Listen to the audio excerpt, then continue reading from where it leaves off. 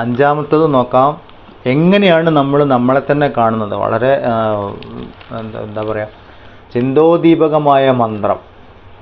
നമ്മൾ ഈ മന്ത്രം കേട്ട് കഴിഞ്ഞാൽ ബ്രഹ്മലോകമുണ്ടോ, പിതൃലോകമുണ്ടോ, ഗന്ധർവലോകമുണ്ടോ എന്നൊക്കെ നമുക്ക് മനസ്സിലാവും. യഥാ ദർശേ തദാത്മനി യഥാ സ്വപ്നേ തഥാ പിതൃലോകേ യഥാപ്സുപരീവ തദൃശേ തഥാ ഗന്ധർവലോകേ ഛായാതപയോരിവ ബ്രഹ്മലോകേ. ഒരു കണ്ണാടിയിൽ എപ്രകാരമാണോ നമ്മൾ പ്രതിഫലനം കാണുന്നത്,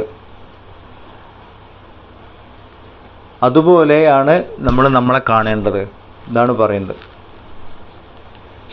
പ്രതിഫലനം സ്വപ്നാവസ്ഥയിൽ എപ്രകാരമാണോ നമ്മൾ അവ്യക്തമായിട്ട് കാണുന്നത്, അതുപോലെ പിതൃലോകം, അതുപോലെ വെള്ളത്തിൽ വ്യക്തമല്ലാതെ നമ്മൾ പ്രതിഫലനം കാണുന്നത് പോലെ ഗന്ധർവലോകം. പക്ഷെ ബ്രഹ്മലോകത്തിലേക്ക് എത്തുമ്പം കറുപ്പും വെളുപ്പും പോലെ വ്യക്തമായിട്ട് കാണുന്നു. ഈ സൃഷ്ടിയെക്കുറിച്ചാണ് പറയുന്നത്. നമ്മളുടെ മനസ്സിലെ സങ്കല്പങ്ങൾ. ഇപ്പോൾ നമ്മളൊരു കണ്ണാടിയുടെ മുന്നിൽ പോയി നിന്നിട്ട് നമ്മളുടെ റിഫ്ലക്ഷൻ കാണുകയാണെങ്കിൽ, നമ്മളുടെ മുഖം കാണണമെങ്കിൽ രണ്ട് കാര്യങ്ങളാണ്. ആ കണ്ണാടിയിൽ കാണുന്ന ഞാനല്ല യഥാർത്ഥ ഞാൻ, ഇത് നമുക്കറിയാം. അപ്പോൾ പ്രത്യേകിച്ച് ആരും പറഞ്ഞു തരുമൊന്നും വേണ്ട. ഇപ്പോൾ കണ്ണാടിയിൽ പോയി നോക്കി മുഖത്ത് എവിടേക്കോ കരിയിരിക്കുന്നു. അപ്പോൾ നമ്മൾ കണ്ണാടി തുടയ്ക്കും. കണ്ണാടി തുടച്ചാൽ മുഖത്തെ കരി പോയില്ല, അവനവൻ്റെ മുഖം തുടയ്ക്കണം, എന്നാലേ കണ്ണാടിയിൽ മുഖത്തെ കരി പോവുള്ളൂ. എന്ന് പറഞ്ഞാൽ കണ്ണാടിയിൽ കാണുന്ന പ്രതിഫലനമല്ല ഞാൻ വേറെ, പ്രതിഫലനം വേറെ. ഈ പ്രതിഫലനത്തിനെ കാണുന്നത് പോലെ സൃഷ്ടിയെ കാണുന്നു അറിവുള്ളവർ. ഞാൻ വേറെ, സൃഷ്ടി വേറെ. അങ്ങനെയാണ് ഒരു ദർശനം, ഒരു ആത്മദർശനത്തിൻ്റെ ഒരു തലം. അതാണ് നമ്മളുടെ ഈ ലോകത്ത് ഇപ്പം നമ്മൾ കണ്ടുകൊണ്ടിരിക്കുന്നത്. പക്ഷെ നമുക്ക് അറിവില്ലായ്മ കാരണം കണ്ണാടിയിൽ കാണുന്നത് സത്യം എന്ന് വിചാരിച്ച് നമ്മൾ അതിനോട് പേർന്ന് ഒട്ടിപ്പിടിച്ചു. കണ്ണാടിയിൽ ഒരു അനുഭവം ഇല്ലെങ്കിൽ ഒരു അനുഭവം കാണുന്നുണ്ടെങ്കിൽ ഈ അനുഭവത്തിനെ പ്രതിഫലിപ്പിക്കുന്ന ഒരു യഥാർത്ഥ വസ്തു ഉണ്ട്. ഇത് നമ്മൾ എപ്പോഴും ഓർമ്മിക്കണം. കണ്ണാടിയിൽ കാണുന്നത് എന്ന് പറയുമ്പം ഇത് ആണ് ഞാൻ വേറെ, എൻ്റെ ലോകം വേറെ എന്ന് വ്യക്തമായിട്ട് കാണാൻ പറ്റണം. എന്നെ ആത്മപ്രകാശം ഉണ്ടെങ്കിലേ ഈ അനുഭവം എന്ന പ്രതിഫലനം ഞാൻ കാണുന്നുള്ളൂ. മുമ്പ് എപ്പോഴും തസ്യഭാസ സർവം ഇദം വിഭാതി എന്ന് പറഞ്ഞ ആ മന്ത്രം എപ്പോഴും ഓർമ്മിക്കണം. ഇന്നതത്ര സൂര്യോപാധി ന ചന്ദ്രതാരകം നേമാ വിദ്യുതോ ഭാന്തി കുതോയമഗ്നി തമേവ ബാന്ധം അനുപാതി സർവം തസ്യഭാസ സർവം ഇദം വിഭാതി. ബൈഹാട്ട് പഠിക്കാൻ പറഞ്ഞിരുന്നു ഈ മന്ത്രം. ഈ ആകെ ഉപനിഷത്തിൽ ഞാൻ അതാ പറഞ്ഞത്. അത് മാത്രമെങ്കിലും ബൈഹാട്ട് പഠിച്ചു വെക്കണം.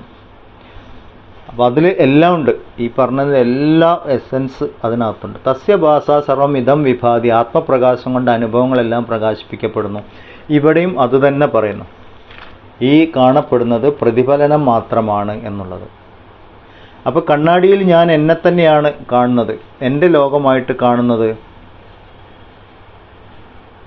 ഇപ്പം ഞാൻ അത് മുമ്പ് പറഞ്ഞു, ഞാൻ എന്നെ തന്നെയാണ് എൻ്റെ ലോകമായിട്ട് കാണുന്നത് എന്നുള്ളത്. അപ്പോൾ എന്താണ് ഈ ലോകമായിട്ട് ഞാൻ കാണപ്പെടുന്നത്? എൻ്റെ മനസ്സിൻ്റെ സങ്കല്പങ്ങളെയാണ് എന്നും കൂടി നമ്മൾ ഓർമ്മിക്കണം. ഞാൻ എന്താണോ കാണാൻ ആഗ്രഹിക്കുന്നത് അത് ഞാൻ ലോകമായിട്ട് അനുഭവിക്കുന്നു. പക്ഷേ ഈ ലോകമായിട്ട് അനുഭവിക്കുമ്പോൾ അതിനെ അനുഭവിപ്പിക്കുന്ന പ്രകാശം, ആത്മപ്രകാശം, യഥാർത്ഥത്തിൽ അതാണ് ഞാൻ. അതിനെങ്ങനെ കാണും? അതിനൊന്നിനും കാണാൻ പറ്റില്ല. കാരണം കാണേണ്ടതായിട്ടുള്ള ഒന്നും അതിനില്ല. രൂപമോ പിന്നെ അനുഭവപ്പെടാനുള്ള മണമോ നിറമോ ഒന്നുമില്ല. അപ്പം എൻ്റെ അനുഭവമായിട്ട് ഞാൻ എൻ്റെ സങ്കല്പങ്ങളെ കാണുന്നു എന്നറിയുന്നു. അത് ജ്ഞാനിയാണ്, അങ്ങനെ കാണുന്ന ഒരാൾ. എപ്പോഴും ഓർമ്മിക്കാനുള്ള എന്തൊരനുഭവം ഉണ്ടെങ്കിലും ഞാൻ ഉണ്ടെങ്കിലേ എൻ്റേത് എന്നൊരു അനുഭവമുള്ളൂ. അപ്പം എന്തൊരു അനുഭവം ഉണ്ടെങ്കിൽ ആദ്യം ഞാൻ എന്നത് വേണം. ഇപ്പോൾ പലരും പറയും ഭയങ്കര ടെൻഷനാണ്. ടെൻഷനാണ് എന്നുള്ളത് നമ്മൾ അന്നേരം ഓർമ്മിപ്പിക്കുന്നത്. ടെൻഷൻ എന്ന് പറഞ്ഞാൽ മനസ്സ് ചലിക്കുന്നു, എൻ്റെ നിയന്ത്രണത്തിലല്ലാതെ മനസ്സ് ചലിക്കുന്നു, അതാണ് ടെൻഷൻ. പക്ഷെ മനസ്സ് ചലിക്കുന്നു എന്നുള്ളത് ജീവനുണ്ട് എന്നതിൻ്റെ ലക്ഷണമാണല്ലോ. അപ്പോൾ നമ്മൾ പറയുമ്പോൾ മനസ്സ് ചലിക്കുന്നുണ്ട്, നിങ്ങൾക്ക് ജീവനുണ്ട് അല്ല. അപ്പം ആ മനസ്സിനെ ചലിപ്പിക്കുന്ന ശക്തിയിലേക്ക് നമ്മൾ ഒന്നുകൂടി കോൺസെൻട്രേറ്റ് ചെയ്ത് കഴിഞ്ഞാൽ അത് നല്ലൊരു സാധന ചെയ്യാനുള്ള അവസരമാണ്. മനസ്സിനെ ചലിപ്പിക്കുന്ന ശക്തി ആര് എന്ന് ചിന്തിക്കുക. പക്ഷെ ആ സമയത്ത് നമുക്ക് തോന്നില്ല, പക്ഷേ ഇനി തോന്നും.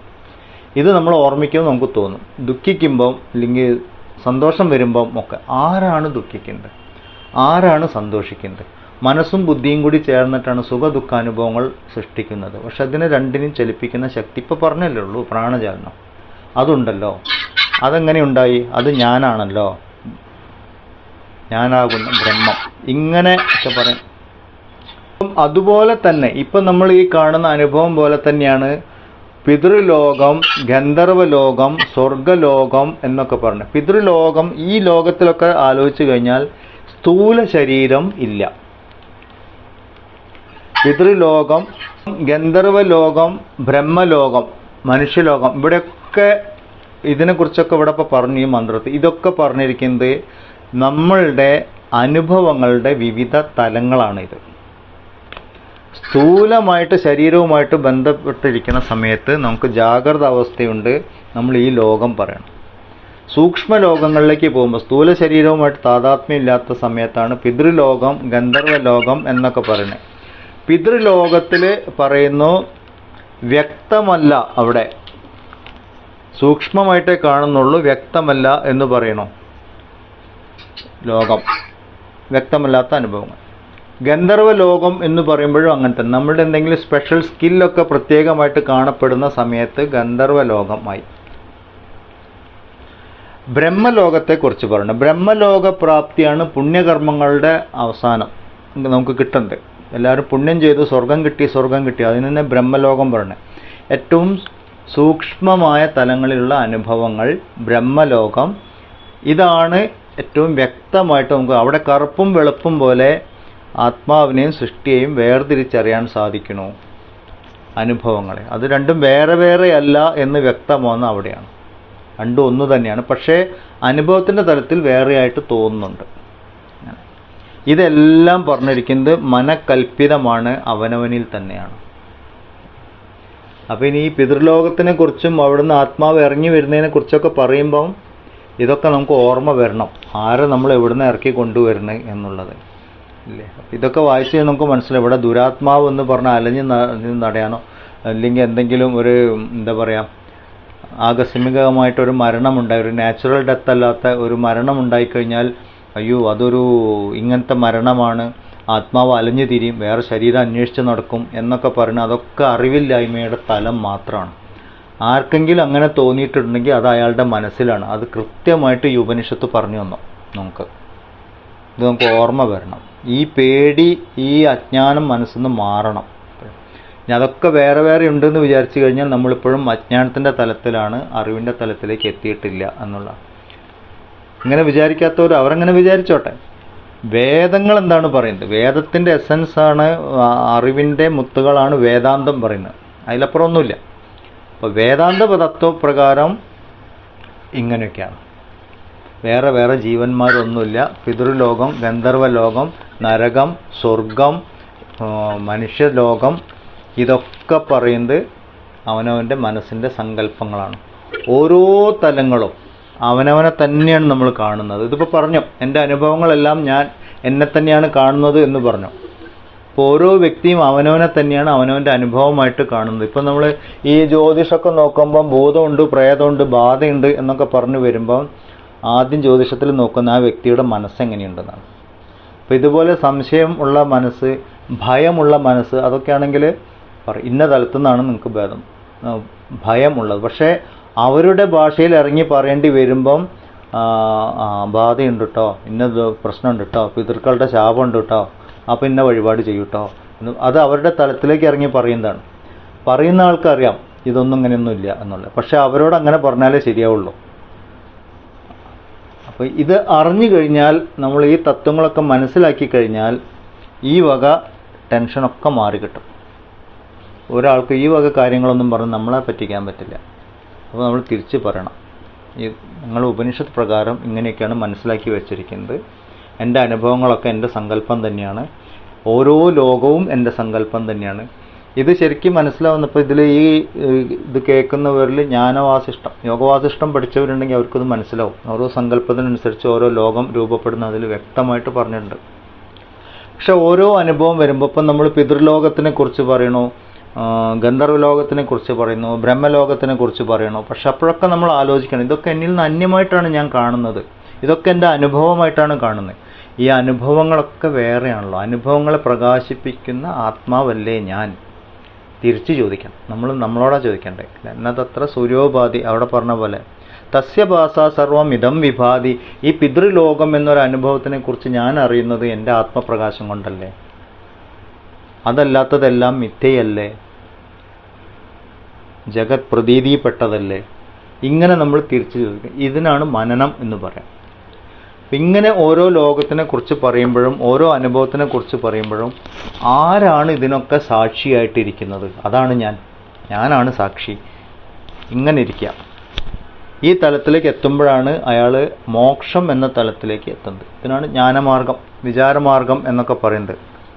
ഇതൊക്കെ നമുക്ക് റെഡിലി അവൈലബിൾ ആണ്. നമുക്ക് ഈ വഴി ഇപ്പോഴാണ് തുറന്നു കിട്ടിയതെന്ന് മാത്രം.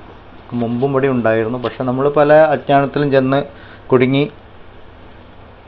ഇല്ല, പലരും ഇതൊക്കെ പറയുമ്പോൾ പലരും അപ്പോൾ വഴിപാട് ചെയ്യണ്ടേ, അമ്പലത്തിൽ പോകണ്ടേ, ദൈവമില്ലേ എന്നൊക്കെ ചോദിക്കും. ഒക്കെ ചെയ്തോളൂ. കാരണം നമ്മൾ ഈ അറിവിൽ ഉറച്ചിട്ടില്ല. ഓരോ വഴിപാട് ചെയ്യുമ്പോഴും നമ്മൾ ഇതും കൂടി ആലോചിക്കണം. ഞാൻ ഒരു ഗുരുവായൂരപ്പൻ്റെ മുന്നിൽ ഒരു വഴിപാട് ചെയ്യുന്നു, അതേ ഗുരുവായൂരപ്പൻ എൻ്റെ ആത്മാവായിട്ടിരിക്കുന്നത് ഉള്ളിൽ. അപ്പം എൻ്റെ ആത്മാവിനെയാണ് ഞാൻ ഗുരുവായൂരപ്പനായിട്ട് മുന്നിൽ കാണുന്നത്. അവിടെ ആരാധിക്കുന്നതുകൊണ്ട് എന്താ തെറ്റ്? ഒരു തെറ്റുമില്ല. പക്ഷെ നമ്മൾ ഓർമ്മിക്കണം, ഗുരുവായൂരപ്പൻ എന്ന് പറഞ്ഞാൽ വിഗ്രഹത്തിൽ മാത്രമല്ല, സർവ്വവ്യാപിയായിരിക്കുന്ന ചൈതന്യമാണ്. അതിലാണ് ഈ സൃഷ്ടി മുഴുവൻ. പക്ഷെ അങ്ങോട്ടെൻ്റെ മനസ്സെത്താൻ വേണ്ടിയിട്ട് ആ വിഗ്രഹം ഒരു ഉപാധിയായിട്ടിരിക്കണം. ഇങ്ങനെ നമുക്ക് മാറി ചിന്തിക്കാൻ കഴിഞ്ഞാൽ രക്ഷപ്പെട്ടു. ഇനി ഏറ്റവും വലിയ അനുഭവങ്ങളിലൊന്ന് എന്താണ്? നമ്മുടെ ശരീരമാണ്. ഞാൻ എന്ന് പറയുന്ന ഈ ശരീരം ഒരു അനുഭവമാണ്, ദേഹ അനുഭവം. ഇപ്പോൾ നമ്മൾ പറഞ്ഞു, കോശത്തിൻ്റെ നിരന്തര പ്രവാഹത്തിനെ സ്ഥിരമായിട്ട് നമ്മൾ കാണുന്നു ദേഹമായിട്ട്. അപ്പോൾ ദേഹത്തിനെ പ്രകാശിപ്പിക്കുന്ന ആത്മാവാണ് ഞാൻ ദേഹമല്ല എന്നാണ് നമ്മുടെ ലക്ഷ്യം സാധനയുടെ. ഇതെന്ന് തന്നെ മനസ്സിലാവല്ലോ. നമ്മൾ ഉണർന്നു കഴിയുമ്പോഴാണ് ഈ ശരീരത്തിനെ കുറിച്ച് നമുക്ക് ബോധവാനാവുന്നത് തന്നെ. സ്വപ്നത്തിൽ നമുക്ക് വേറെ ശരീരമാണ്, സ്വപ്ന ശരീരമാണ്. അപ്പോൾ ഈ ജാഗ്രത അവസ്ഥയിൽ ഞാൻ അനുഭവിക്കുന്ന ശരീരത്തിന് ഞാനായിട്ട് തെറ്റിദ്ധരിച്ചതാണ് പ്രശ്നം. അപ്പോൾ ആ ശരീരത്തിൻ്റെ അതുമായിട്ട് ബന്ധപ്പെട്ട ലോകം മുഴുവൻ എൻ്റെ ലോകമായി, അതിൻ്റെ പ്രശ്നങ്ങളൊക്കെ എൻ്റെ പ്രശ്നമായി. ഇതാണ് നമ്മൾ ഓർമ്മിക്കാനുള്ളത് എല്ലാ ലോകവും കാണുമ്പോൾ. ഇനി എല്ലാ അനുഭവത്തിലും ഇന്ദ്രിയങ്ങളും മനസ്സും ബുദ്ധിയും എല്ലാം കൂടി ചേർന്നിട്ടാണ് എല്ലാ അനുഭവങ്ങളും ഉണ്ടാവുന്നത്. പക്ഷെ ഇതൊക്കെ ജഡമാണ്. ഇതിനൊക്കെ ചൈതന്യവത്താക്കുന്നത് ആത്മാവാണ്. ആത്മപ്രകാശത്തിലെല്ലാം ഉള്ളു പറഞ്ഞു എന്ന് പറഞ്ഞാൽ എല്ലാ അനുഭവവും ആത്മാവ് തന്നെയാണ്. അങ്ങനെയാകുമ്പോൾ എല്ലാ അനുഭവവും നമ്മൾ ഈശ്വര പ്രസാദമായിട്ട് കാണാൻ സാധിക്കും. ഈശ്വരനാണ് ആ അനുഭവമായിട്ട് ഞാൻ അനുഭവിക്കുന്നത്. ഇതൊക്കെ ജ്ഞാനികളുടെയൊക്കെ ഉയർന്ന തലം അല്ലേ. ഇങ്ങനെ ഇപ്പോൾ നമ്മൾ ഭഗവത്ഗീത പഠിക്കുമ്പോൾ സ്ഥിതപ്രജ്ഞത്വ ലക്ഷണം പഠിക്കുന്നുണ്ട്. അവിടെ ജ്ഞാനികൾ എങ്ങനെ ഈ സംസാരത്തിൽ അവരെങ്ങനെ വ്യവഹരിക്കുന്നു, എങ്ങനെ നടക്കും, എങ്ങനെ ഇരിക്കും എന്നൊക്കെ അതൊക്കെ ചോദിക്കുന്നുണ്ട്. അപ്പോൾ ഈ ഒരു ബോധത്തിലാണ് അവരെപ്പോഴും. അപ്പോൾ അവരെന്താവും, ഈ സംസാരത്തിൻ്റെ പ്രതിഫലനം മനസ്സിൻ്റെ പ്രതിഫലനമായിട്ട് കാണും. അതിനെ പ്രതിഫലിപ്പിക്കുന്ന വസ്തു അല്ലെങ്കിൽ ആ ഞാൻ എന്നെ തന്നെ ആയിട്ട് കാണുന്നു. അനുഭവം വേറെ, ഞാൻ വേറെ. ഇപ്പോൾ നമ്മൾ കണ്ണാടിയിൽ നോക്കുന്ന ഉദാഹരണം പറഞ്ഞ പോലെ മാറി നിന്ന് കാണാൻ സാധിക്കും അവർക്ക്. എല്ലാ അനുഭവത്തിലും ആത്മസാന്നിധ്യം കാണാൻ സാധിക്കുന്ന ആൾ മോക്ഷത്തിലേക്ക് പോകും. അല്ലെങ്കിൽ എല്ലാ അനുഭവത്തിനും ഈശ്വരപ്രസാദം എന്ന് സ്വീകരിക്കാൻ പറ്റുന്ന ആൾക്ക് പരമമായ ശാന്തി. ഇങ്ങനെയാണ് നമ്മൾ മുന്നോട്ട് പോവുക സാധനയിൽ. ആറാമത്തെ മന്ത്രം നോക്കാം.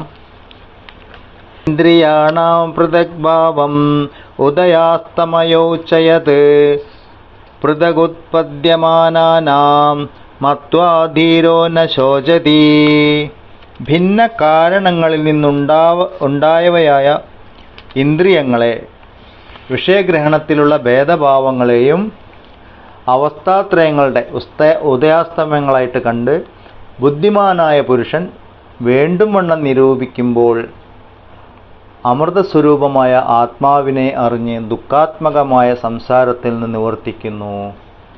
ദുഃഖാത്മകമായ സംസാരത്തിൽ നിന്ന് നിവർത്തിക്കുക എന്ന് പറഞ്ഞാൽ മോക്ഷം നേടുക, മുക്തനാവുക. ജീവിച്ചിരിക്കുമ്പോൾ മുക്തനാവുക. എങ്ങനെയാ ചെയ്യുക? എല്ലാ അവസ്ഥകളും, ജാഗ്രത്, സ്വപ്ന, സുഷുപ്തി, ഈ അവസ്ഥകളിലെ എല്ലാ അനുഭവങ്ങളും ഇന്ദ്രിയങ്ങളുടെ അനുഭവങ്ങളാണ്. ഇന്ദ്രിയങ്ങളാണ് ഈ അനുഭവങ്ങൾ നമുക്ക് കൊണ്ടുവരുന്നത്. നമ്മൾ ഉണർന്നിരിക്കുമ്പോൾ കാണുന്നതും കേൾക്കുന്നതൊക്കെ ഈ കണ്ണുകൊണ്ടും ചെവി കൊണ്ടും. സ്വപ്നത്തിലാകുമ്പോഴോ ഈ കണ്ണും ചെവിയൊന്നും പ്രവർത്തിക്കുന്നില്ല, പക്ഷേ സൂക്ഷ്മതലത്തിൽ പ്രവർത്തിക്കുന്നു. ഈ ഇന്ദ്രിയങ്ങളെല്ലാം ബീജാവസ്ഥയിലിരിക്കുമ്പോൾ, കാരണശരീരത്തിലിരിക്കുമ്പോൾ ഒരനുഭവവും ഇല്ല എന്നൊരനുഭവം അപ്പോഴും നമ്മൾ അനുഭവിച്ചുകൊണ്ടിരിക്കുന്നുണ്ട്. അപ്പോൾ ഈ എല്ലാ അനുഭവങ്ങളും ഇന്ദ്രിയങ്ങളുടെ ഉദയവും അസ്തമയവുമാണ് എന്ന് മനസ്സിലാക്കിയാൽ, ഈ അവസ്ഥാത്രയങ്ങൾ ഉദിക്കുന്നു അസ്തമിക്കുന്നു എന്ന് മനസ്സിലാക്കുന്നു, ഞാൻ അതിനെ അറിയുന്നു എന്നറിയുന്ന ബുദ്ധിമാൻ എന്ന് പറഞ്ഞാൽ അവസ്ഥാത്രയങ്ങൾക്ക് സാക്ഷിയായിരിക്കുന്ന ആത്മാവാണ് ഞാൻ എന്നറിയുന്ന ആള് സംസാരത്തിൽ നിന്ന് മുക്തി നേടുന്നു, മുക്തനായി വരുന്നു. ഓരോ അനുഭവം വരുമ്പോൾ ഒന്ന് ചിന്തിക്കുക, ജാഗ്രത ആണോ? നമുക്ക് ഇപ്പോഴേ പറ്റുള്ളൂ. സ്വപ്നാവസ്ഥയിൽ നമുക്കിത് പറ്റില്ല ചിന്തിക്കാം, പക്ഷേ ഉണർന്നിരിക്കാൻ നമുക്ക് സാധിക്കും. ജാഗ്രത അവസ്ഥയാണോ? അതെ. ഇതാര് സങ്കല്പിച്ചു? ഞാൻ സങ്കല്പിച്ചു. ഞാൻ എൻ്റെ സ്വപ്നം കാണുന്നത് പോലെ ഞാൻ ജാഗ്രത അവസ്ഥ കണ്ടുകൊണ്ടിരിക്കുന്നു, പക്ഷെ കാണുന്ന ഞാൻ വേറെയാണ് എന്ന് ഓർമ്മിക്കുക. ഇതാണ് അവസ്ഥാത്രയങ്ങൾക്ക് സാക്ഷിയാവുക. ഇതൊരു വലിയ മനന പ്രക്രിയയാണ്. ഇത് ഓരോന്ന് വരുമ്പോഴും നമ്മൾ കാണണം. ഇവിടെ ഇന്ദ്രിയങ്ങളും അതിൻ്റെ അനുഭവങ്ങളും ഈ ലോകവും, ഇത് മൂന്നും ഞാനല്ല, ഞാൻ അതിനാൽ സാക്ഷി മാത്രമാണ് എന്ന് ഓർമ്മിച്ചുകൊണ്ടിരിക്കുക.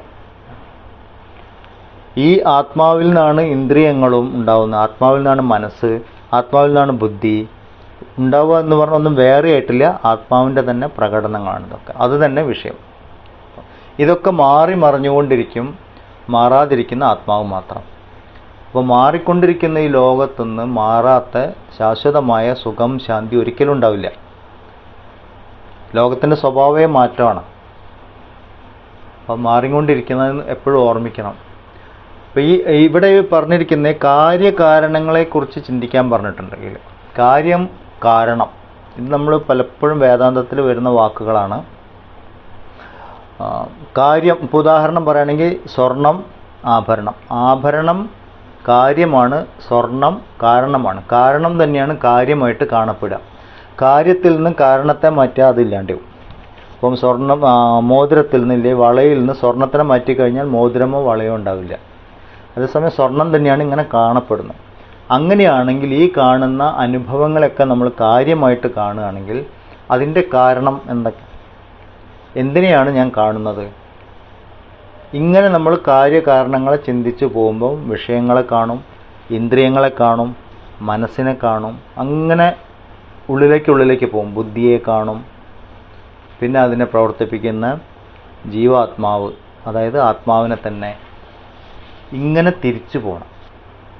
ഓരോ അനുഭവം വരുമ്പം ഇങ്ങനെയാണ് നമ്മൾ പോവുക. കാര്യകാരണങ്ങളെക്കുറിച്ച് ചിന്തിക്കുക. കാര്യകാരണ സിദ്ധാന്തം ഇത് എപ്പോഴും ഓർമ്മിക്കാനുള്ളതാണ്. ലോകം മാറിക്കൊണ്ടിരിക്കില്ല, എപ്പോഴും പറയില്ല എല്ലാവരും. ഒരു സുഖമില്ല, ടെൻഷനാണ്, അവൻ്റെ സ്വഭാവം അങ്ങനെയായിരുന്നു, ഇന്നലെ എങ്ങനെയായിരുന്നു, ഇന്ന് ഇങ്ങനെയായി. ഇത് ലോകത്തിൻ്റെ സ്വഭാവമാണ്.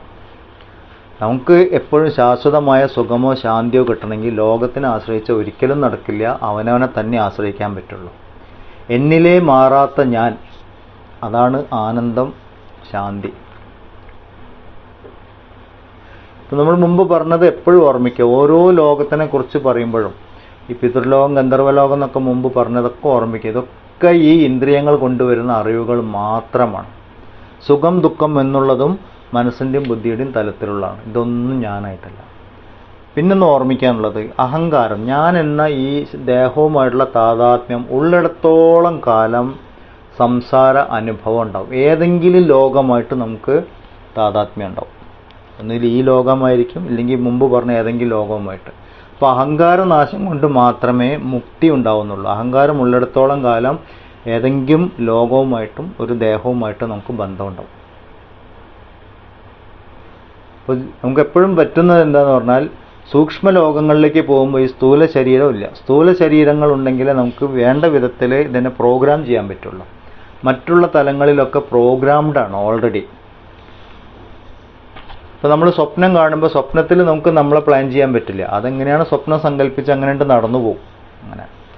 പക്ഷേ ഈ ലോകത്തിലാകുമ്പോൾ നമുക്ക് കർമ്മങ്ങളെ പ്ലാൻ ചെയ്യാം. ശ്രേയോ മാർഗം പ്രേയോ മാർഗം അത് മനുഷ്യൻ ആകുമ്പോൾ നമുക്ക് ഈ ദേഹവുമായിട്ട് താതാത്മ്യമുള്ളപ്പോഴാണ് നടക്കുന്നത്. എന്ന് പറഞ്ഞാൽ മോക്ഷം കിട്ടാനുള്ള അവസരം മനുഷ്യജന്മത്തിലാണ്. ഇതുകൊണ്ടാണ് മനുഷ്യജന്മത്തിൻ്റെ പ്രാധാന്യം എപ്പോഴും പറയുന്നത്. ഈ ഒരു അവസരം നഷ്ടപ്പെട്ട് കഴിഞ്ഞാൽ ഈ മോക്ഷം നേടാനുള്ള അവസരം നഷ്ടപ്പെട്ടു. പിന്നെ ഈ പിതൃലോകം അവിടെ കുറേ കാലം കഴിഞ്ഞ് നിന്നു, പുണ്യം പാപമൊക്കെ അനുസരിച്ച് കുറച്ചു കാലം നിന്നു, പിന്നെ തിരിച്ചു വന്നു. ഇല്ലെങ്കിൽ സ്വർഗ്ഗലോകത്ത് പോയി തിരിച്ചു വന്നു, ബ്രഹ്മലോകത്ത് പോയി തിരിച്ചു വന്നു. ഇതേപോലെ നരകത്ത് പോയാൽ പല സ്റ്റേജിലുള്ള നരകങ്ങളുണ്ട്, അവിടെ പോയാലും തിരിച്ചു വന്നു.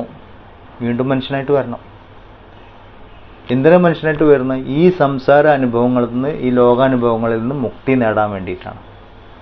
അപ്പോൾ ഈ മനുഷ്യജന്മത്തിന് അത്രയും പ്രാധാന്യമുണ്ട്. ഈ അവസരം നമ്മൾ നഷ്ടപ്പെടുത്താൻ പാടില്ല. ഇതൊക്കെ ഈ മന്ത്രത്തിൽ നമുക്ക് പറഞ്ഞു തന്നു. ഇനി ഇന്ദ്രിയങ്ങളെ അതിക്രമിക്കാൻ സാധിക്കുന്നത് എങ്ങനെ എന്നുള്ള മന്ത്രമാണ്. 7-ാമത്തെയും 8-ാമത്തെയും നോക്കാം. ഇത് നമ്മൾ ഇതേപോലെ ഭഗവത്ഗീതയിലും പഠിച്ചിട്ടുണ്ട്. മുമ്പ് പറഞ്ഞു ഈ അഹങ്കാരം ഉള്ളിടത്തോളം കാലം താതാത്മ്യം ഉണ്ടാവും, എല്ലാ ഇന്ദ്രിയ അനുഭവങ്ങളാണ് എന്നും പറഞ്ഞു. അപ്പം ഇന്ദ്രിയ അനുഭവം എന്ന് പറഞ്ഞാൽ ഇതിലേറ്റവും വലിയൊരു കാര്യം നമുക്ക് ഓർമ്മിക്കാനുള്ളത് ജീവൻ എന്നുള്ളതും ഒരനുഭവമാണ്. ജീവത്വം എന്നുള്ളത് അനുഭവമാണ്. അനുഭവങ്ങളൊന്നും ഞാൻ അല്ല. അപ്പോൾ ജീവൻ എന്നുള്ളത് ഞാനല്ല. അത് നമ്മൾ ദൃഗ്ദൃശ്യ വിവേകം എന്നൊരു സംഭവമുണ്ട്. കാണുന്ന ആളും കാണപ്പെടുന്ന വസ്തുവും. കാണപ്പെടുന്നതൊക്കെ അസത്യമാണ്, സ്ഥിരതയില്ല. അപ്പോൾ ജീവത്വം എന്നുള്ളത് ദൃശ്യമാണെങ്കിൽ അത് അജ്ഞാനാണ്. ജീവത്വത്തിന് അറിയുന്ന ഞാൻ വേറെയുണ്ട്, ആത്മാവ് വേറെയുണ്ട്. ഈ ഒരു ജീവഭാവം ലയിക്കുമ്പോൾ അവിദ്യ കൊണ്ട് ഉണ്ടാക്കിയ ഈ ലോകം, നമ്മളുടെ സങ്കല്പങ്ങളെ കൊണ്ടുണ്ടാക്കിയ ഈ ലോകം, സംസാരവും ലയിക്കും. അപ്പോൾ ഈ ജീവഭാവത്തിനെ പരമാത്മാവിൽ ലയിപ്പിക്കുക. ജീവനുണ്ടോയെന്ന് എങ്ങനെയാ അറിയാം? എനിക്ക് ഇഷ്ടാനിഷ്ടങ്ങളുണ്ടോ? അഹങ്കാരമുണ്ട്. അഹങ്കാരമുണ്ടോ? ജീവത്വമുണ്ട്. വളരെ എളുപ്പമാണ് നോക്കാൻ. അപ്പോൾ ഇതിനെ മാറ്റണം. അതുകൊണ്ടാണ് ഈ അഹങ്കാരനാശം വളരെ പ്രത്യേകമായിട്ട് എടുത്തു പറയുന്നത് നമ്മളുടെ. ബാക്കി മതചിന്തകളിലൊന്നും ഇത് കാണില്ല. ഇങ്ങനെ വേദാന്ത ചിന്തകളിൽ അഹങ്കാരനാശമാണ് ലക്ഷ്യം. അതിലേക്കുള്ള ഒരു മാർഗമാണ് പറഞ്ഞു തരുന്നത്. 7-ാമത്തെ 8-ാമത്തെ മന്ത്രം ഒരുമിച്ച് നോക്കാം. ഇന്ദ്രിയേഭ്യ പരം മനഃ മനസ സത്വമുത്തമം സത്വാദതി മഹാനാത്മാ മഹദോ വ്യക്തമുത്തമം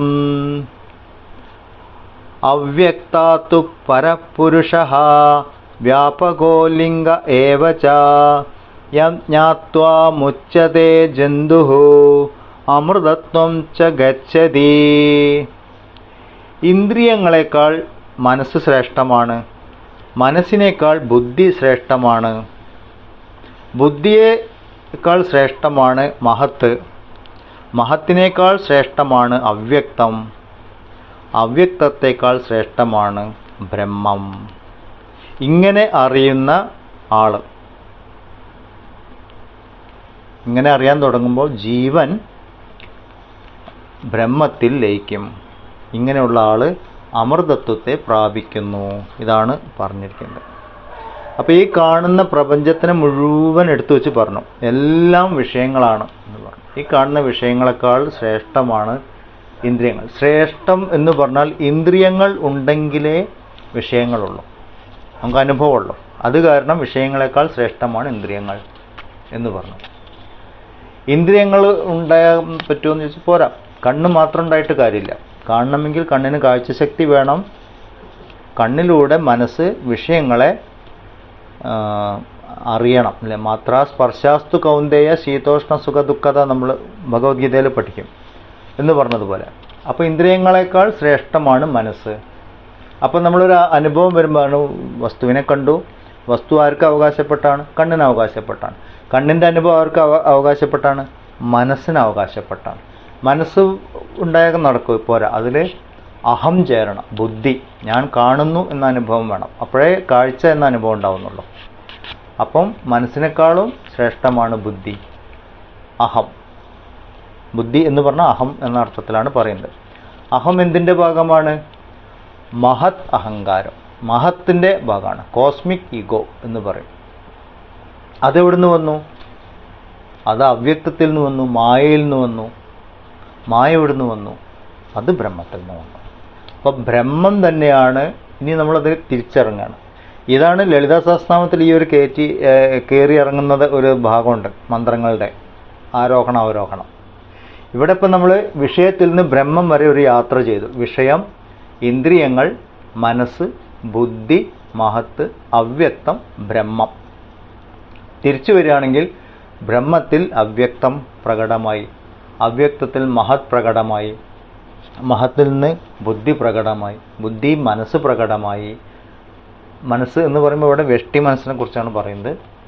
മനസ്സിൽ ഇന്ദ്രിയങ്ങൾ പ്രകടമായി. ഇന്ദ്രിയങ്ങളെക്കുറിച്ച് നമ്മൾ സൃഷ്ടിപ്രക്രിയ പഠിച്ചപ്പോൾ പറഞ്ഞു, പഞ്ചഭൂതങ്ങൾ ഇന്ദ്രിയങ്ങളായി മാറുന്നതിനെ കുറിച്ച്. ആ നോട്ട്സൊക്കെ ഒന്ന് എടുത്തു വെച്ച് നോക്കുക, അപ്പം മനസ്സിലാവും.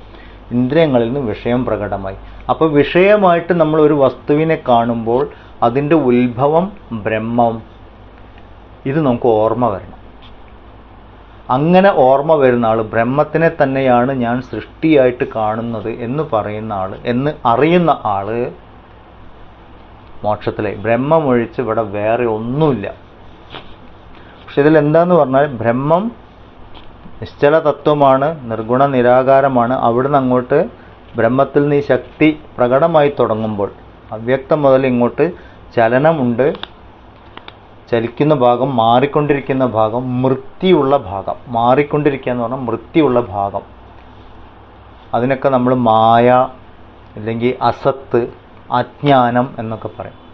ഇതാണ് അസതോമ സദ്ഗമയ എന്ന് പറയുന്നത്. ഈ ഒരു തിരിച്ചുപോക്ക്. ഈ കാണുന്ന പ്രപഞ്ചം അസത്താണ്, മിഥ്യയാണ്. ഇതിനാധാരമായിരിക്കുന്ന ബ്രഹ്മം, ഇതൊക്കെ എവിടുന്ന് പ്രകടമായോ ആ ബ്രഹ്മം സത്യമാണ്. ഈ ഒരു തിരിച്ചുപോക്ക്, ഇതാണ് സാധന, വേദാന്ത സാധന പറയുന്നത്. അപ്പം നമ്മൾ ഓരോ വസ്തുവിനെ കാണുമ്പോഴും ഈ മന്ത്രങ്ങളൊക്കെ ഓർമ്മ വരണം. 7ാമത്തെ 8ാമത്തെയും മന്ത്രം. ഒരു വിഷയത്തിൽ നിന്ന് ബ്രഹ്മത്തിലേക്ക് എത്താൻ നമുക്ക് സാധിക്കണം. ഒരു വിഗ്രഹത്തിനെ കാണുമ്പോൾ ആ വിഗ്രഹത്തിലൂടെ പ്രകടമാകുന്ന ബ്രഹ്മത്തിനെ കുറിച്ച് ഓർമ്മിക്കാൻ സാധിക്കണം. അങ്ങനെയാണെങ്കിൽ സൃഷ്ടിയിലെ സകലതും ഈശ്വരൻ്റെ വിഗ്രഹമായിട്ട് മാറും. നമ്മൾ ഭഗവത്ഗീതയിൽ വിഭൂതി യോഗം, അതിൽ ഓരോ സാമ്പിൾ ഭഗവാൻ പറയുന്നുണ്ട്. നദിയിൽ ഞാൻ ഇന്നതാണ്, മരത്തിൽ ഞാൻ ഇന്നതാണ് എന്നൊക്കെ ഓരോ സാമ്പിൾ പറയുന്നു. അതുപോലെ ഓരോന്നിനും എടുത്തു വെച്ചിട്ട് നമുക്ക് പറയാൻ പറ്റും. അപ്പം ഈ മാറ്റമുള്ള ലോകത്തിൽ മാറ്റമില്ലാത്ത ബ്രഹ്മം, അസത്തിൽ നിന്ന് സത്തിലേക്ക് മാറുക എന്നൊക്കെ പറയുന്നു. ഇങ്ങനെ ചിന്തിച്ച് പോകുമ്പോൾ നമ്മൾ ബ്രഹ്മത്തിലേക്ക് എത്തും. ആ വ്യക്തി, അങ്ങനെ എത്തുന്ന വ്യക്തി മുക്തി നേടി. അപ്പോൾ ചിന്തകളിലൂടെ ഈശ്വരനിലേക്ക് നമുക്ക് എത്തിച്ചേരാം. അത് ഈ വഴിപാട് നേരുന്ന പൂജ പോലെ ഒന്നുമല്ല. അതിന് കുറ്റം പറഞ്ഞു തോന്നരുത്. അങ്ങൊരു കുറ്റം പറഞ്ഞു എന്നൊക്കെ പറയും. അങ്ങനെയൊന്നും പറയാൻ പാടില്ല. ഞാൻ പറയുന്നത് ഈ ഒരു ആരാധനാ വിധിയെക്കുറിച്ചാണ് പറയുന്നത്. ചിന്തകളിലൂടെ ഈശ്വരനിലേക്ക് എത്താൻ നമുക്കൊരു പൂജാരിയുടെ ആവശ്യമില്ല, പൂജാദ്രവ്യങ്ങളുടെ ആവശ്യമില്ല, ഒന്നുമില്ല. നമുക്ക് ആ കൂടി വേണ്ടത് എന്താ? മനസ്സിൻ്റെ, നമ്മുടെ ഉള്ളിലെ ശുദ്ധമാക്കുക, ചിത്തശുദ്ധി ഉണ്ടാക്കുക എന്നുള്ളതാണ്. ഇനി ഈശ്വര ദർശനത്തിനെ കുറിച്ചാണ് 9ഉം 10ഉം മന്ത്രം പറയാം. അതും കൂടി പറഞ്ഞിട്ട് നമുക്ക് ഇന്നത്തെ ക്ലാസ് നിർത്താം. ന സന്ദൃശേ തിഷ്ഠതി രൂപമസ്യ ന ചക്ഷുഷാ പശ്യതി കശ്ചനൈനം ഹൃദാം മനീഷാ മനസാ വിക്ലുപ്തഃ യ ഏതദ് വിദുരാമൃതാസ്തേ ഭവന്തി. പരമാത്മാവിൻ്റെ രൂപം ദർശനഗോചരമായി ചെയ്യുന്നില്ല. ഇന്ദ്രിയങ്ങളെ കൊണ്ട് അറിയാൻ പറ്റില്ല, കണ്ണുകൊണ്ട് കാണാൻ പറ്റില്ല, മനസ്സുകൊണ്ട് ചിന്തിപ്പിക്കാനും പറ്റില്ല. മനസ്സിന് അതീതമായിട്ടുള്ള തലങ്ങളിലേ ഇതിനറിയാൻ പറ്റുള്ളൂ. ആർ ഈ പരമാർത്ഥത്തെ ജ്ഞാനദൃഷ്ടിയാൽ അറിയുന്നുവോ അവൻ അമൃതസ്വരൂപന്മാരായി തീരുന്നു. ഇതാണ് 9ാമത്തെ മന്ത്രം പറയുന്നത്. 10ാമത്തെയും കൂടി നോക്കാം. യഥാ പഞ്ചാവതിഷ്ഠന്തേ ജ്ഞാനാനി മനസാ സഹ ബുദ്ധിശ്ച ന വിചേഷ്ടതി താമാഹു പരമാം ഗതിം.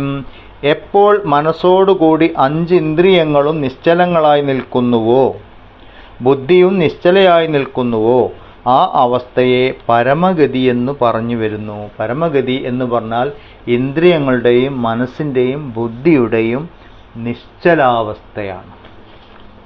അപ്പോൾ സൃഷ്ടി എന്താണ്? ചലനാവസ്ഥയാണ്. മനസ്സ് ചലിക്കാൻ തുടങ്ങിക്കഴിഞ്ഞാൽ സൃഷ്ടിയായി. ത്രിഗുണങ്ങളുടെ സാമ്യാവസ്ഥ നഷ്ടപ്പെട്ടു എന്നൊക്കെ നമ്മൾ പറയും. അപ്പോഴാണ് സൃഷ്ടി ഉണ്ടാവുന്നത്. ഇവിടെ ആദ്യം പറഞ്ഞു ഇന്ദ്രിയങ്ങൾക്കോ മനസ്സിനോ ബുദ്ധിക്കോ ഈശ്വരനെ അറിയാനാവുന്നില്ല എന്ന് പറഞ്ഞു. അതെന്താ കാരണം? നമ്മൾ ജ്ഞാനേന്ദ്രിയങ്ങളെ കൊണ്ട് എന്തൊക്കെ അറിയണോ അതിനൊക്കെ എന്തെങ്കിലും ഒന്ന് വേണം. രൂപമുണ്ടെങ്കിലേ കണ്ണിന് കാണാൻ പറ്റുള്ളൂ, ശബ്ദമുണ്ടെങ്കിലേ ചെവിക്ക് കേൾക്കാൻ പറ്റുള്ളൂ, അല്ല അതുപോലെ സ്പർശിക്കാനും മണക്കാനും രുചിക്കാനൊക്കെ കഴിയുന്നതേ നമുക്കറിയാൻ പറ്റുള്ളൂ. ഈശ്വരന് ഇതൊന്നുമില്ല, ബ്രഹ്മതത്വത്തിന് ഇതൊന്നുമില്ല. അത് കാരണം ഇന്ദ്രിയങ്ങളെ കൊണ്ട് അറിയാൻ സാധിക്കില്ല എന്ന് പറഞ്ഞു. മനസ്സുകൊണ്ടോ ചിന്തകളെ കൊണ്ട് അറിയാൻ പറ്റുമോ? ഇല്ല. കാരണം ചിന്തിക്കണമെങ്കിൽ, മനസ്സ് ചലിക്കണമെങ്കിൽ ബ്രഹ്മം വേണം. ചലിപ്പിക്കുന്ന ശക്തി അതിനറിയാൻ പറ്റില്ല. അതുപോലെ തന്നെ അഹങ്കാരത്തിന്. അപ്പോൾ എന്ത് വേണം? ഇതിനെയൊക്കെ പ്രവർത്തിപ്പിക്കുന്നത് എന്താണ് എന്ന് ചിന്തിക്കണം. അത് ജ്ഞാനദൃഷ്ടിയിലൂടെ പറ്റുള്ളൂ. അതിനാണ് ഇവിടെ അതീന്ദ്രിയമായിട്ട്, ഇല്ലെങ്കിൽ ഇൻറ്റ്യൂഷൻ എന്നൊക്കെ പറയും. നമ്മൾ മനസ്സിനും ബുദ്ധിക്കും അപ്പുറമുള്ള തലങ്ങളിലേക്ക് എത്തിച്ചേരണം.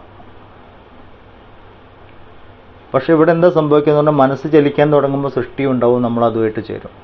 അപ്പം മനസ്സിനെ നിശ്ചലമാക്കുക എന്നുള്ളതാണ് പ്രഥമമായിട്ട് വേണ്ടത്. അതിനെന്ത് വേണം? മനസ്സിനെ നിശ്ചലമാക്കാനുണ്ട് ശമം, ദമം, ഉപരതം, ഉപരതി, ഇങ്ങനെ കുറേ വിധികൾ പറഞ്ഞിട്ടുണ്ട്. ഓരോ അനുഭവം വരുമ്പം, ഓരോ സൃഷ്ടിയെയും കാണുമ്പം ഞാൻ കാണുന്നവനാണ്, ഞാൻ സാക്ഷിയാണ് എന്ന് നമ്മൾ ഓർമ്മിച്ചുകൊണ്ട് മാറി മാറി മാറി നിൽക്കണം.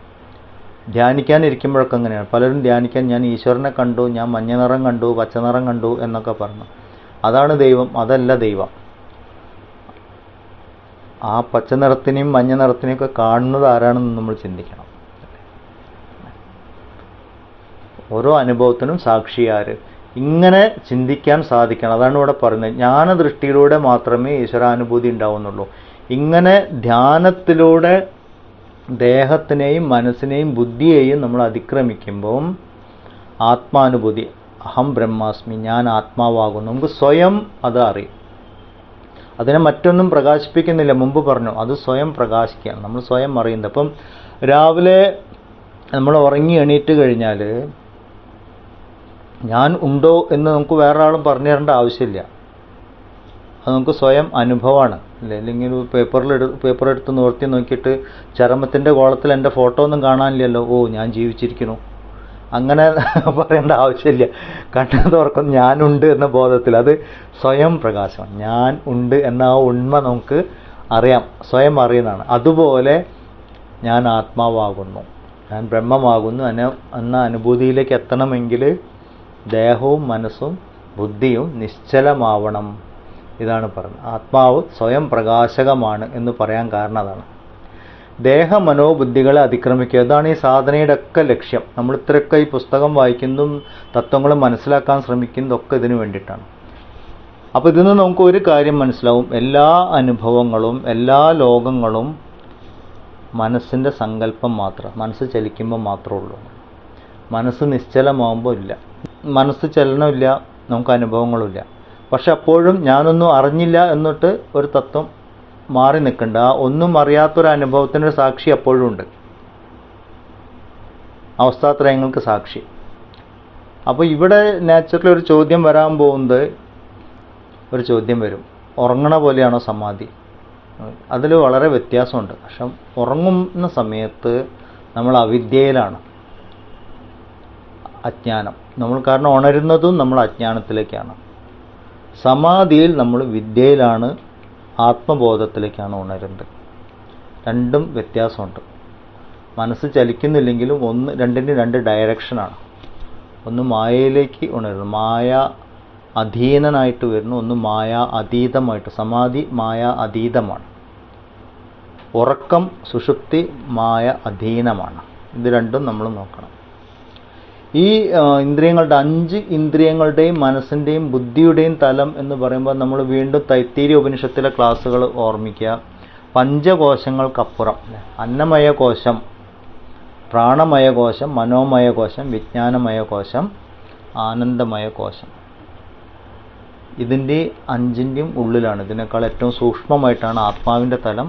അപ്പോൾ ഈ 5 തലങ്ങളെയും നമ്മൾ അതിക്രമിക്കുമ്പോൾ എന്ന് പറഞ്ഞാൽ അതിൻ്റെയൊക്കെ ഉള്ളിലേക്ക് പോകുമ്പോൾ അന്നമയ കോശത്തിനകത്ത് പ്രാണമയ കോശം, പിന്നെ മനോമയ കോശം, വിജ്ഞാനമയ കോശം, ആനന്ദമയ കോശം, ഇതിനൊക്കെ അപ്പുറത്തുള്ള ആത്മാവ്, ഈ തലത്തിലേക്കൊരു യാത്ര, അതാണ് ഇവിടെ പറയുന്നത്. അപ്പോഴാണ് നമ്മൾ അമൃതത്വത്തിലേക്ക് എത്തുന്നത്, ആത്മബോധത്തിലേക്ക് എത്തുന്നില്ല, ആത്മസാക്ഷാത്കാരത്തിലേക്ക് എത്തുന്നു. ഇവിടെ പറയുന്നു പരമമായ ഗതിയിലേക്ക് എത്തുന്നത് അപ്പോഴാണ്. അപ്പോൾ ഇതൊക്കെ ചെയ്യുന്നത് ഇതിലേക്ക് വേണ്ടി. ഇനി പൂജയും വഴിപാടും നമ്മൾ പാരായണങ്ങളൊക്കെ നമ്മൾ ചെയ്യുന്നുണ്ട്. ഇതൊക്കെ ചെയ്യുമ്പോൾ നമ്മൾ ഓർമ്മിക്കേണ്ട ഇതൊക്കെ എൻ്റെ അനുഭവങ്ങളാണ്. പക്ഷെ ഞാൻ അനുഭവമല്ല, അനുഭവത്തിന് സാക്ഷിയാണ്. അപ്പം ഞാൻ എന്തൊക്കെ ചെയ്യുന്നുണ്ടോ ആധ്യാത്മികമായിട്ട് അതൊക്കെ ഈ സാക്ഷിയിലേക്കുള്ള വരവാണ് എന്നും കൂടി ഓർമ്മിക്കണം. അപ്പോൾ നമ്മൾ വായിക്കുന്നത് നല്ലതാണ്, പൂജ ചെയ്യുന്നത് നല്ലതാണ്, ഒക്കെ നല്ലതാണ്. പക്ഷെ അതിൽ മാത്രം ആയിപ്പോകരുത്. ഇതൊക്കെ എന്തിനാണ് ചെയ്യുന്നത് എന്നും കൂടി ഓർമ്മിച്ചിട്ട് ആ തത്വത്തിലേക്ക് എത്താൻ സാധിക്കണം. അതൊക്കെയാണ് 9ഉം 10ഉം മന്ത്രത്തിൽ നിന്ന് നമുക്ക് മനസ്സിലാക്കാനുള്ളത്. ഇനി 11ാമത്തെ മന്ത്രം മുതൽ അടുത്ത ക്ലാസ്സിൽ നമുക്ക് നോക്കാം.